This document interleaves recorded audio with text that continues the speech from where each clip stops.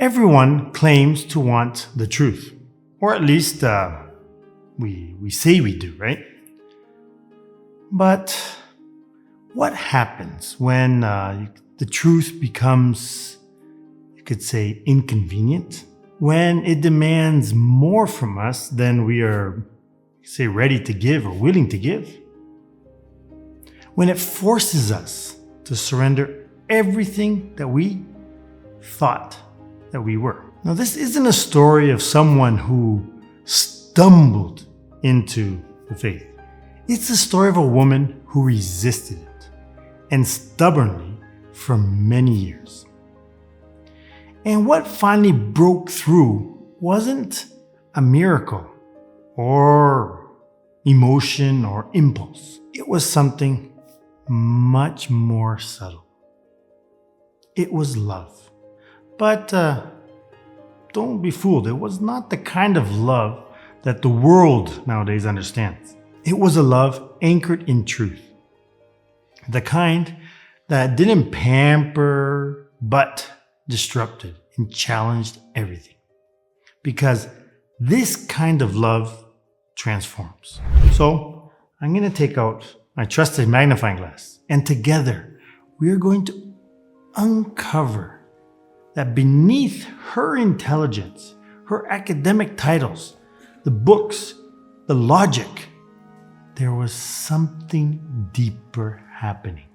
She wasn't just searching for answers. She was searching for meaning. Now you could be saying, who are you talking about, brother? Well, we're talking about Edith Stein, a Jewish-born girl in Germany at the turn of the century. Her father died when she was quite young still. And despite her mother's deep Jewish faith, Edith lost her faith. By the time she was a teenager, she had already made one thing very clear: she didn't believe in God. I conscientiously decided of my own volition to give up praying, she said. By the time she reached university, she was one of the top minds in Europe, a philosopher and a brilliant student of the famous Edmund Husserl. She could out-argue most professors. She was admired, respected, intellectually unstoppable. In the year of 1916, she followed her professor, Husserl, as his assistant to the German city of Freiburg. And a year later, she completed her doctorate with top honors. Still completely uninterested in religion. But it was here in this city that Edith was unintentionally introduced to the Christian faith. But she didn't, say, fall to her knees and convert. Not even close. She passed on with her beliefs, and she was determined. Truth, she believed, could be found through the mind. And if she kept thinking, kept searching and studying, it would all come together. But all her searching had left her empty. Deep down, very deep down there, something was missing. Until the summer of 1921, Edith was staying at the countryside home of a friend of hers, Hedwig Conrad Martius. And one quiet evening during her stay, she casually, I would say between quotes, picked up the autobiography of none other than Saint Teresa of Avila. As you can imagine, this was a story of a cloistered nun and a mystic. Not exactly the kind of book a Jewish atheist philosopher would reach for, right? Yet, she opened it and she didn't stop reading until the sun came up. And when she finally closed the book, all she said was, "This is the truth." Her whole life had been a search for truth, and she found it in the writings of a cloistered Carmelite nun. Wait a minute, did I hear that right? A woman who had built her entire identity on logic, pride, and skepticism was undone in one night by the autobiography of a Carmelite nun? Now why? What had she found in that book? Not doctrine, not theory. She found just a soul on fire with love for God. The truths contained in St. Teresa's autobiography completely changed Edith's life. And she finally saw it. All the time, she wasn't chasing truth, she was chasing control. Because real truth doesn't make you feel smart. It humbles you. It dismantles your pride and sets you free. And that is what makes her story so unexpected.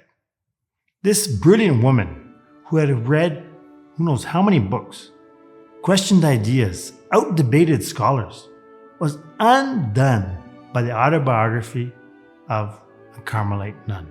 Because in those pages, Edith met a person. And she couldn't ignore him anymore. She ended up leaving her teaching position and she went to study the Catholic faith. And a few months later, she was baptized on January 1st in the year 1922. Now this sounds like the end of her story, right? But it was only the beginning, because what came next was the real battle. But before we go there, let's pause. Because this story isn't just about her, it's about all of us as well. So let's be honest. Most of us, imagine, we're not atheists, right? We don't outright reject God. Well, we just avoid Him when it's convenient. We say we want the truth, but we want it on our terms. There's a fear that if we really let God in, He might ask for more than we are willing to give, or ready to give. He might disrupt our plans, challenge our comfort zone, and even change us. We want a God who agrees with our perspective, our preferences, our version of happiness. But what if the God you are avoiding is the one who loves you the most? He is the one who loves us enough to show us that our ideas of control aren't leading us to peace, but into a prison of our own making. It's easy to think we know what's best, but at some point we must ask ourselves, are we truly in control?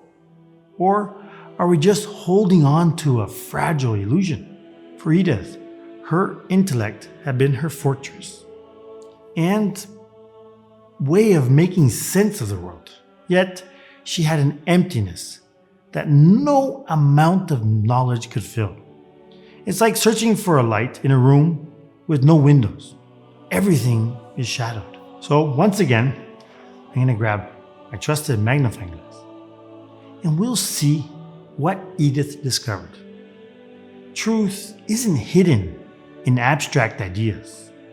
And real control doesn't come from having all the answers. It comes from trusting the one who does have all the answers. So she let go of everything, including her academic reputation. And what did she gain? Peace, purpose, and clarity.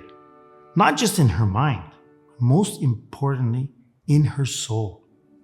She was one of the sharpest minds of her time, and she found what she was looking for, not in a university, but in God crucified on the cross. So if we want to find Him, we have to follow Mary. Our Blessed Mother shows us how to follow truth without fear. She didn't try to control her life or resist God's plan. She gave God everything, completely and joyfully. So when we consecrate ourselves to our Blessed Mother, as slaves of love, she leads us by the hand straight to Jesus. She doesn't bring us into confusion or anxiety. She leads us to peace and clarity. Our Blessed Mother is the perfect reflection of surrender.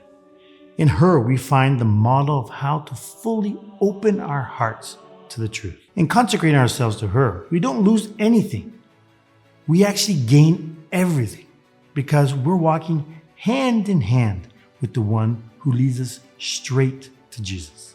So I'll leave a link to our free consecration in the description below. Don't hesitate and click the link.